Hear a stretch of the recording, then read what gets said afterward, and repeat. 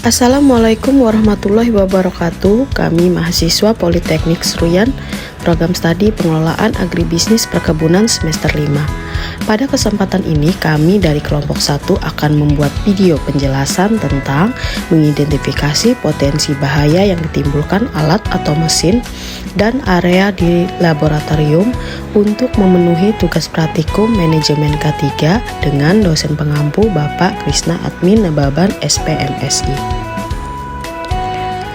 Yang pertama ada lembar potensi bahaya pekerjaan, di mana dalam lembar potensi bahaya pada suatu pekerjaan ditunjukkan untuk para profesional di bidang keselamatan di tempat kerja seperti petugas K3, peneliti utama, para dosen dan guru, dan juga pihak yang berkompeten lainnya. Kemudian yang kedua ada potensi bahaya fisik, di mana ada jatuh misalnya dari tangga dan kejatuhan benda, kemudian tergelincir di permukaan licin, tidak rata atau rusak. Yang ketiga ada tersangkut antara lain pakaian, rambut, jemari pada alat yang berputar atau bergerak atau sentrifus atau mixer. Yang keempat ada luka bakar yang jika terkena bahan kimia yang sangat dingin dalam bentuk gas, kemudian tersengat listrik, keracunan oleh bahan kimia yang berbahaya. Selanjutnya ada terpotong atau tertusuk, kebakaran dan ledakan dari bahan kimia yang berbentuk gas atau padat atau cair, atau dari reaksi bahan kimia yang sangat tidak terkontrol. Ledakan yang terjadi pada alat atau benda yang bertekanan, terbakar karena penggunaan api atau permukaan alat atau benda yang panas. Benda-benda yang terpental karena ledakan di dalam autoklaf atau sentrifus atau kerusakan pada mata karena percikan bahan kimia. Adapun keselamatan fisik, berhati-hati dalam menggunakan peralatan laboratorium. Pindahkan jika ada kabel yang dapat membuat orang lain terjatuh. Tidak menyimpan barang di jalur lalu lintas laboratorium. Adapun ketika menggunakan listrik, tidak memasukkan benda lain atau cabut kabel setelah selesai digunakan. Tidak menggunakan outlet secara berlebihan, jauhkan dari sumber air. Adapun ketika menggunakan api, tidak meninggalkan api dalam keadaan menyala tanpa pengawasan. Kontainer dari metal dan kaca terlihat panas ketika dipanaskan. Gunakan sarung tangan tahan panas atau menjepit untuk memegangnya. Tidak meletakkan kontainer panas langsung di atas bench, lapisi bench terlebih dahulu. Adapun potensi bahaya kimia, yang pertama ada exposure terhadap segala macam bahan kimia yang digunakan di dalam masing-masing laboratorium. Korosif, iritan, toksik, neurotoksik, afiksian, alergen, karsinogen, mutagenik, teratogenik, dan yang terakhir ada radioaktif. Ketika menggunakan bahan kimia, bacalah baik-baik informasi sebelum bahan kimia digunakan. Nah, informasi ini terdapat dalam MSDS atau Material Safety Data Sheet. Nah, yaitu seperti tidak disentuh, tidak mencicipi, dan tidak menghirup bahan kimia.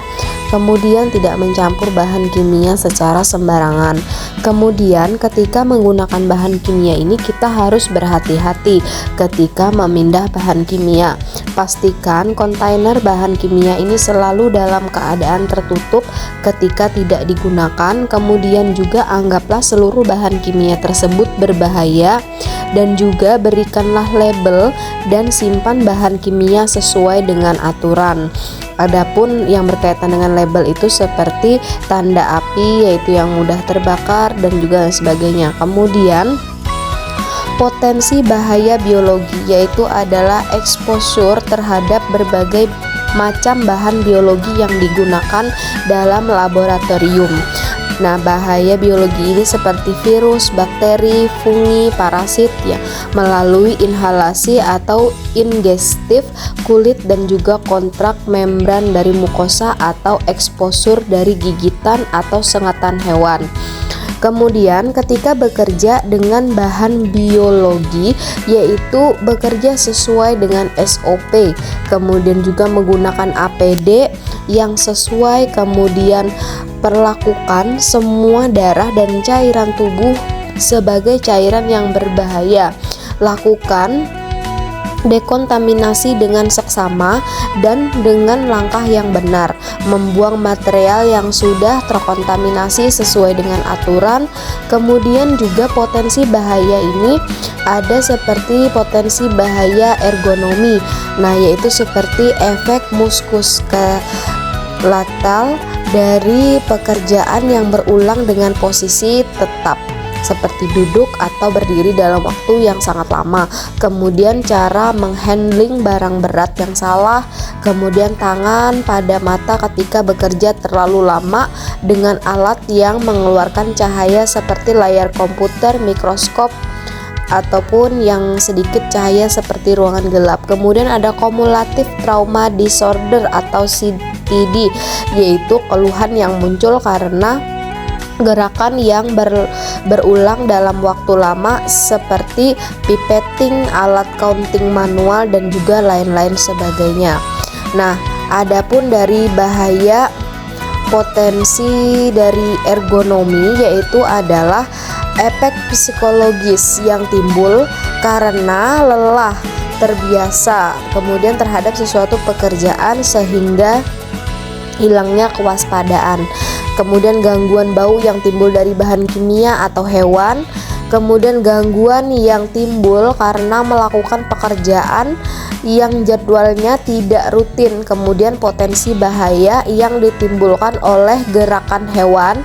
Kemudian kemungkinan untuk menyalahgunakan obat atau bahan yang karena akses terlalu mudah. Kemudian adalah mengendalikan bahan kimia yang berbahaya. Adapun hal ini adalah menurut dari undang-undang, yaitu adalah peraturan pemerintah nomor 74 tahun 2001 tentang bahan berbahaya dan beracun. Adapun yang berkaitan dengan MSDS, yaitu adalah suatu berkas data yang mengandung informasi mengenai sifat-sifat suatu bahan, kemudian urgensi, pengenalan umum, kemudian label pada kemasan bahan kimia, kriteria bahan kimia, nilai ambang kuantitas atau NAK, dan juga kewajiban para pihak yang terlibat di dalam laboratorium. Ada beberapa komponen lembar data keselamatan bahan.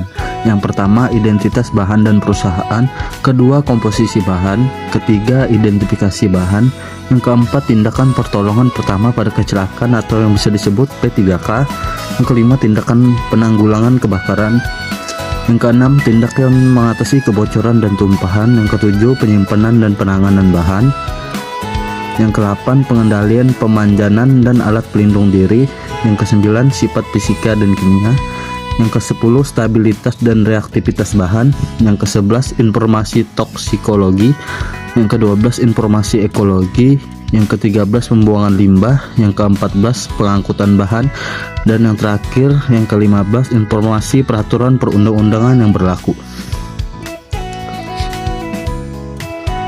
Komponen label pada kemasan. Yang pertama, nama produk, identifikasi bahaya, tanda bahaya dan artinya, uraian risiko dan penanggulangannya, tindakan pencegahan, instruksi dalam hal terkena atau terpapar, instruksi kebakaran, instruksi tumpah atau bocoran, instruksi pengisian dan penyimpanan, referensi, dan yang terakhir, nama, alamat, dan nomor telepon pabrik pembuatan atau distributor.